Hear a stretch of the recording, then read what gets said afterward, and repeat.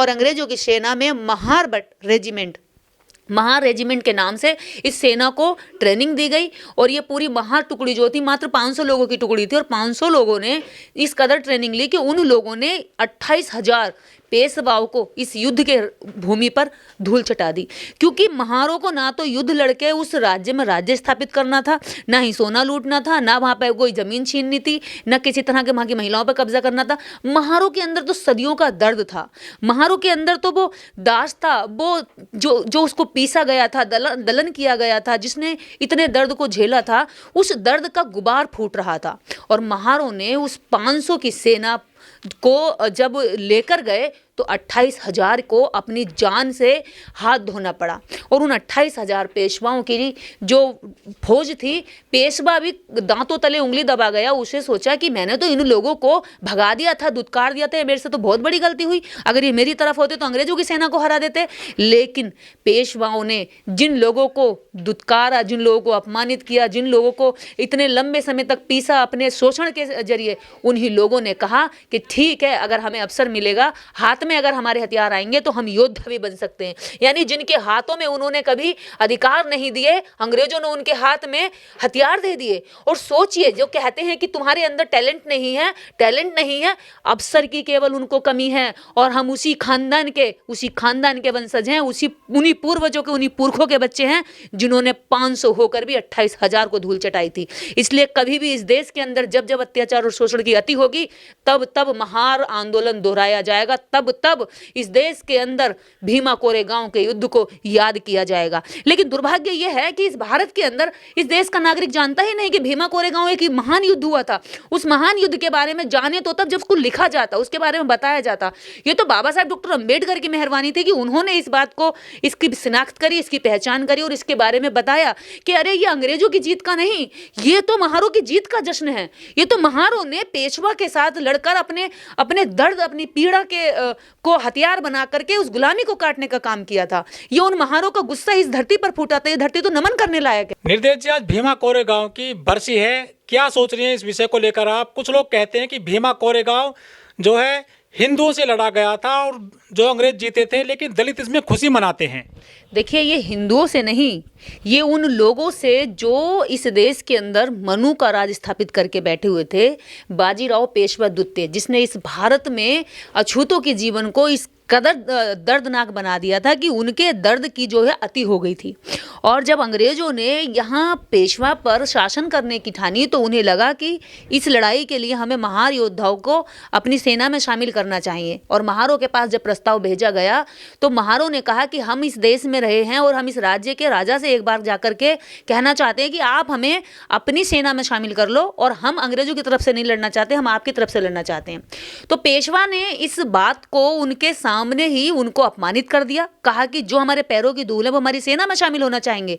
तुम्हारी औकात मात्र इतनी है कि तुम सड़कों पे तुम मरे हुए जानवर को उठाओ, तुम सड़कों पे चलो तो अपने गले में हांडी और कमर में झाड़ू बांध के चलो, और तुम्हारी इससे ज्यादा वैल्यू हमारी नजर में कुछ नहीं है। तुम एक निष्क्रिय और ऐसा पार्ट हो सोसाइटी का जिसको हम इंसान भी नहीं मानते। और तुमने ये सपना देख लिया कि बाजीराव पेशवा की सेना में भर्ती हो गए। तो दुत्कार कर बाजीराव पेशवा ने उन लोगों को भगा दिया। जब उनको भगाया तब क्यों नहीं सोचा इन्होंने कि ये वो भी हिंदू थे?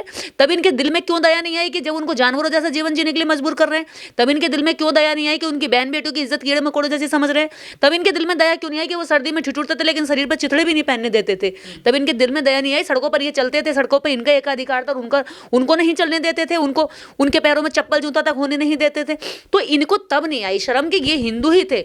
जब बाजीराव पेशवा द्वितीय ने उनको भगा दिया, धुतकार दिया और कह दिया कि चरणों की धूल कभी सर पे नहीं रखी जाती, पैर की जूती सर का ताज नहीं बनती है, और तुम अछूत नीच को हम अपने सेना में भर्ती नहीं कर सकते। जिनको जो हमारी ओर नजरें उठा के नहीं दे सकते वो हमारे साथ सेना में भर्ती होकर हथियार उठाएंगे? तुम्हारी इतनी जरूरत कि तुम हथियार उठाने की बात करते हो? तुम्हारे अंदर अगर दम है तो जाओ, जाकर लड़ लो अंग्रेजों के साथ, लेकिन तुम हमें इतने बर्दाश्त नहीं हो कि हमारी सेना में आओ। तो जब द्वितीय ने इस बात को नकार दिया तब महारों ने कहा कि ठीक है, तुम्हें हमारी ज़रूरत नहीं है, तो हम जा करके अब इसका प्रतिशोध लेंगे और अपनी आज़ादी के लिए अब हम लड़ेंगे। अब हम तुम्हारी लिए लड़ने के बजाय अब हम अपनी आज़ादी के लिए लड़ेंगे। अरे निर्देश जी, महारों ने तो अंग्रेजों को साथ दिया था ना, अपने देश के लिए लड़ते वो। अगर महार अंग्रेजों का साथ देते तो महार अंग्रेजों के शासन में कहीं ना कहीं शिफ्ट हो गए होते। वो तो वैसे की वैसे ही रहे। उनकी जिद थी कि हम इस शासन में जो हमारे साथ अमानवीयता का व्यवहार होता है, जो हमारे साथ हमारी बहन बच्ची, हमारे खेत खलियान, हम कहीं भी सुरक्षित नहीं है। हमें जीने के लिए सही से अच्छी जो बस्तियां, उन बस्तियों से निष्कासित कर दिया गया, उन्हें दूर रहने के दिया गया, उनकी परछाइयों से भी नफरत करते हैं, उनके सड़क पर चलने से भी घृणा करते हैं। तो ऐसी स्थिति में उनके पास एक अवसर था इस गुलामी से छुटकारा पाने का, और उन्होंने इस गुलामी से छुटकारा पाने के लिए पूरा जान लगा दी, और जान की बाजी यहां तक लगाई कि 500 महार उस सेना में कुर्बान हो गए थे। लेकिन निर्देश जी, उन महारों को बदले में क्या मिला लड़ने के बावजूद? उन महारों को बदले में यह मिला कि वहां पर जो पेशवा का जो राज था, जिसमें कहा गया था कि अछूत कभी भी समाज का अंग नहीं हो सकते, वो मानवीय जीवन नहीं जी सकते, वहां पर पेशवा का राज, जो पूरे भारत के अंदर मनुस्मृति की बात तो होती थी, लेकिन मनुस्मृति को पूरी तरीके से स्थापित अगर किसी राजा ने किया था तो वो पुणे के राजा बाजीराव पेशवा ने किया था। उसका राज खत्म हुआ, उस बाजीराव पेशवा का घमंड जमीन पर आया। उस बाजीराव पेशवा को यह पता चला कि जिनको मैं जानवरों की तरह जीने के लिए मजबूर करता हूं, अगर इनके हाथ में हथियार होंगे तो ये मेरी ही सत्ता को धूल में मिटा सकते हैं, और वो काम उन्होंने करके भी दिखाया।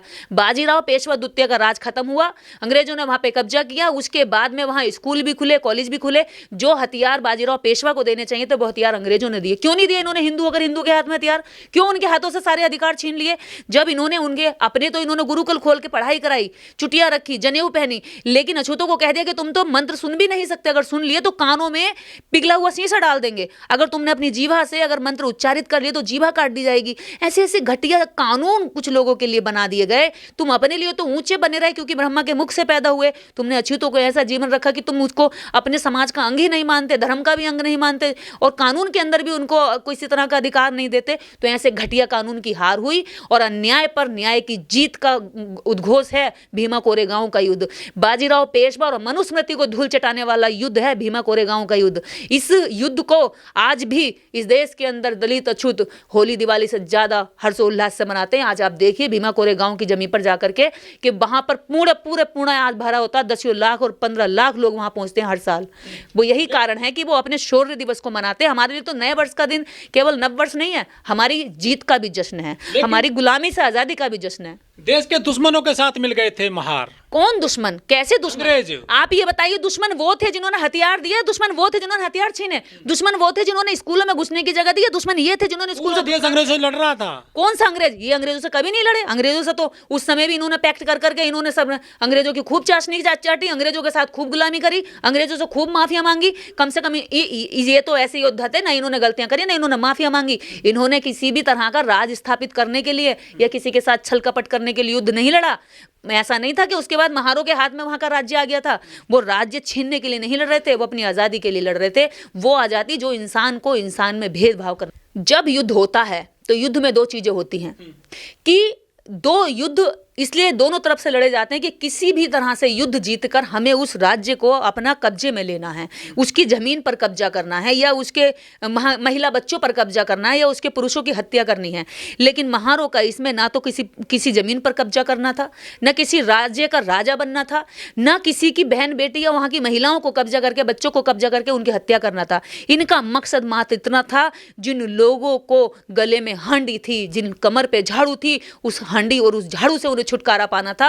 और उस हांडी और झाड़ू से छुटकारा पाने के लिए उनके पास एक छोटा सा अवसर मिला था, और जब अवसर मिला तो उन्होंने साबित कर दिया कि अगर हथियार हाथ में आए तो हमसे बड़ा और हमसे खतरनाक वार कोई नहीं कर सकता। तो क्या अंग्रेज जान गए थे महारों की शक्ति? बिल्कुल अंग्रेज जान गए थे, और इन लोगों ने आज तक नहीं जानी। ये तो आज भी नफरत करते हैं, आज भी कहते हैं कि अरे चूड़ो चमारो तुम्हारी क्या औकात है कि तुम हमारे सामने बोलोगे, गालियां देते हैं और जगह जगह शोषण करते हैं, घोड़ी पर नहीं चढ़ने देते। ये तो ऐसे घटिया लोग हैं कि घोड़ी पर ये चढ़ता है दलित तो नफरत इनको होती है। विवेक बिंद्रा जैसे लोगों को भीमा कोरेगांव का युद्ध पढ़ना चाहिए। भीमा कोरेगांव में 500 मात्र 28 पर भारी पड़ गए थे। अगर वो नेता बनेंगे तो वहां भी अपने जौहर को दिखाएंगे, अगर वो युद्ध में जाएंगे तो भी वो जीत हासिल करके लाएंगे, अगर वो सेना में रहेंगे तो वो अपने देश के प्रति ईमानदार और निष्ठावान रहेंगे। तो ऐसे जिन लोगों को यहाँ पर बदनाम किया जा रहा है, ऐसे घटिया लोगों की वो मानसिकता पहले भी काम करती थी, वो आज भी करती है, और ऐसी घटिया मानसिकता के लोगों को समझ लेना चाहिए कि उस खानदान के वारिस आज भी जिंदा है। हमसे अगर टकराओगे तो भीमा कोरेगांव दोबारा दोहरा जाएगा। लेकिन महार और चमार देश में रेजिमेंट रही हैं, इनको इतिहास में क्यों नहीं पढ़ा गया कि ये इनको कौन लोग जिन्होंने दबाया इसको? देखिए, इस देश में जो कलम रही, कलम जिसके हाथ में रही वो ब्राह्मण वर्ग था। कहते हैं ना इंटेलेक्चुअल बॉडी, तो ब्राह्मण के हाथ में जो कलम रही उसने अपने लोगों को हीरो बनाया और इस देश के जो रियल हीरो थे उनको दबा दिया, उनका नाम ही नहीं लिया। क्योंकि अगर नाम लेंगे तो लोग पढ़ेंगे, अरे ये भी कोई हीरो था, अरे भंगी भी कोई हीरो था, वाल्मीकि भी कोई हीरो था, चमार भी कोई हीरो था, महार भी हीरो था, अरे वाह। तो फिर क्या होगा कि रियल हीरोज की तरफ इस देश का नागरिक जाने लगेगा। लोग अपने बच्चों को रियल हीरो के बारे में पढ़ाने लगेंगे। रियल हीरो को दबाने के लिए उन्होंने अपने काल्पनिक हीरो बनाए। इस देश के अंदर महाभारत पढ़ाई गई, लेकिन महारों की युद्ध भारत नहीं पढ़ाई गई, वो छुपाई गई। क्योंकि उन्हें पता है महाभारत में ऐसा कुछ नहीं है, ना देश के लिए है, ना कुर्बानी के लिए है, ना जीत के लिए है, ना जश्न के लिए है। महाभारत दो परिवारों का युद्ध है जिसमें केवल जुआ तक खेला गया, जुए तक दांव पे लगाई, औरतें तक दांव पे लगाई गई। लेकिन इस देश के अंदर अगर पढ़ाना चाहिए तो महाभारत का युद्ध नहीं, महारों का युद्ध पढ़ाना चाहिए, जिसमें 500 भी 28 के ऊपर भारी पड़ते हैं। लेकिन फिल्में बनी, बाजीराव मस्तानी, भीमा कोरेगांव भी फिल्म बनी, वो रिलीज नहीं हो पाई।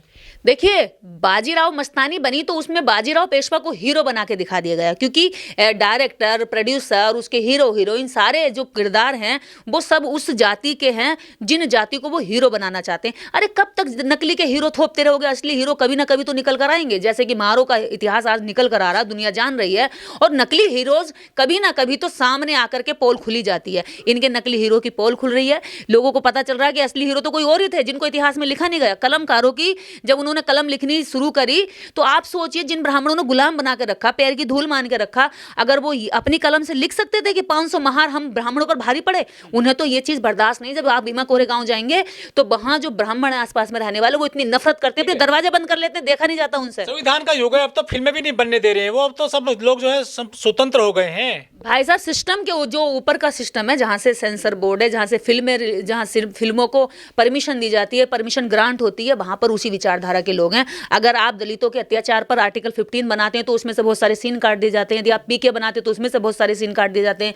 यदि आप गुठली बनाते हैं तो उसमें से सीन काट दिए जाते हैं। यानी कि जो इनके शोषण पर, जो सच्चे हीरोज पर फिल्में बनेंगी, उस पर सेंसर बोर्ड क्या है, जो महत्वपूर्ण चीजें होती है वो काट देता, कहता है अब काम के नहीं, अब तुम चला दो क्योंकि लोग जागेंगे नहीं। देखिए, वहाँ पर संभाजी भिंडे नाम का एक अपराधी था जिसने गोलियां चलाई और बहुत सारे वहाँ पे दलितों पर गोलियां चला दी गई और उसमें कई हत्याएं भी कर दी उसने। उसके खिलाफ कोई कार्रवाई भी नहीं हुई। उनका कहना यह था कि हमारी हार का जश्न मना रहे हैं। लेकिन महारों का, यहाँ पे दलितों का कहना यह था कि हम अपनी जीत का जश्न मना रहे हैं। तुमने ऐसी कायरता का काम किया है क्योंकि आज तुम्हें शर्म आती है। तुम मनुस्मृति के तो पक्षधर हो, लेकिन मनुस्मृति में दी गई गालियों का तुम समर्थन नहीं कर पाते, क्योंकि तुम अपने बाप को बाप कहो ना। अगर उसने गलती करी तो उसकी स्वीकार भी करो। हम तो गर्व से कहते हैं हमारा बाप डॉक्टर अम्बेडकर, हम तो गर्व से कहते हैं हमारे बाप वो 500 महार थे। तुम भी गर्व से कहो ना कि तुम्हारा बाप बाजीराव पेशवा था, जिसने इतना घटिया कानून बनाया, जिसने ऐसे कानून लागू करे कि लोगों को बीच में, बस्तियों के बीच में जानवरों से दूर रहने के लिए, मरे हुए जानवरों का मांस खाने के लिए मजबूर करा, जिनको कह दिया कि तुम सड़कों पर नहीं चलोगे। अरे सड़कें तुम्हारे बाप की थी, सार्वजनिक कुएं तालाब तुम्हारे बाप के थे,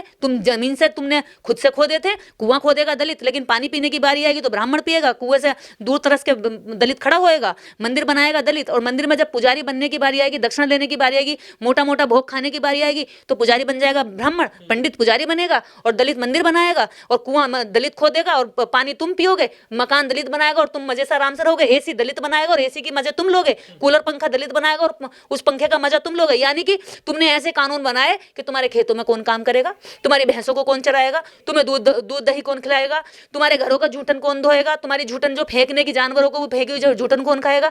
ऐसे घटिया कानूनों को लात मार करके जो 500 महारों ने तुम्हें सबक सिखाया ना, वो सबक सिखाने के लिए तुम ये भी याद मत रखना कि उनके खून अभी भी जिंदा है इस धरती पर, और वो लोग तुम्हें आज भी वैचारिक रूप से चुनौती दे रहे हैं। संविधान के राज में भी जब तुम हर सिस्टम में बैठे हो, उनके पास कोई किसी तरह का संसाधन नहीं है, इसके बावजूद वो तुम्हारी आंख के किरकिरी बने हुए हैं। कारण यही है कि उनकी रगों में बहता हुआ खून 500 महारों का है, 28,000 कायर पेशवाओं का नहीं है। जो स्तंभ है भीमा कोरेगांव में, महारों की जो वहाँ पे पूरी दिखाई गई है ताकत, वहाँ हर साल अब जश्न बनता है, लोग जाते हैं पूरे देश भर से, विदेश से भी लोग आते हैं। क्या एक इतिहास दोहराया जा रहा है ये? देखिए, इतिहास को याद करके भविष्य के लिए योजनाएं बनाई जाती हैं। इतिहास सिखाता है।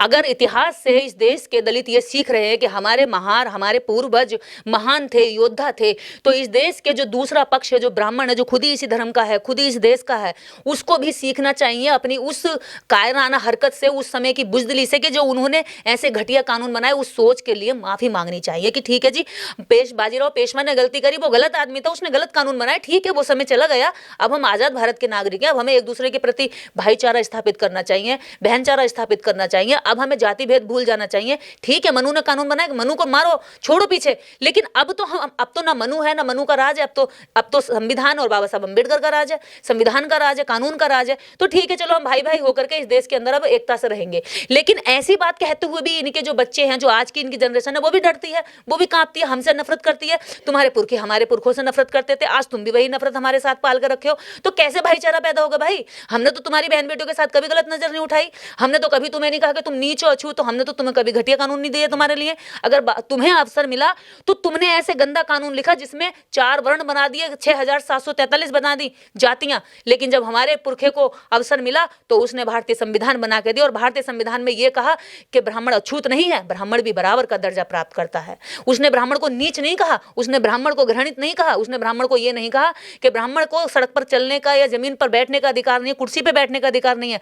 क्योंकि जब दलित का बच्चे को अधिकार मिला तो वो भी चाह सकता था कि बदला ले, लेकिन बाबा साहब अम्बेडकर ने बदला नहीं लिया। यही हमारी पहचान है कि हम बाबा साहब अम्बेडकर और उन 500 महारों के वंशज हैं जो कभी अन्याय नहीं करते। हम न्याय के पक्षधर हैं, जिसके भी साथ अन्याय होता है हम उसके साथ खड़े होते हैं। अगर ब्राह्मण के साथ भी अन्याय होता है तो हम ये बात भूल जाते हैं कि इन्होंने हमारे साथ सदियों नफरत फैलाई, फिर भी हम उनका सपोर्ट करते हैं। लेकिन ये नफरत करते हुए हमेशा याद रखते हैं कि कहीं हमसे गलती से भी सपोर्ट दलित का ना हो जाए। तो आपको ये बदलना पड़ेगा। आज आज़ाद भारत के अंदर आप हैं, अगर आपको भीमा कोरेगांव से नफरत है तो आप एक बार सामूहिक रूप से उसी शौर्य स्तंभ पर जाकर माफी मांग लीजिए भी। ठीक है, हमारे पुरखे ने गलती करी, आज हम माफी मांगते हैं, तुम अपना शौर्य दिवस मनाओ, हमें इससे कोई घृणा नहीं है। लेकिन हमें इस बात की हमेशा ग्लानि रहेगी कि हमारे पुरखे ने तुम्हारे साथ गलत किया, तो गलत को गलत कहने की भी तो हिम्मत चाहिए। वो भी महारों के पुरखों में है, वो इनमें नहीं है।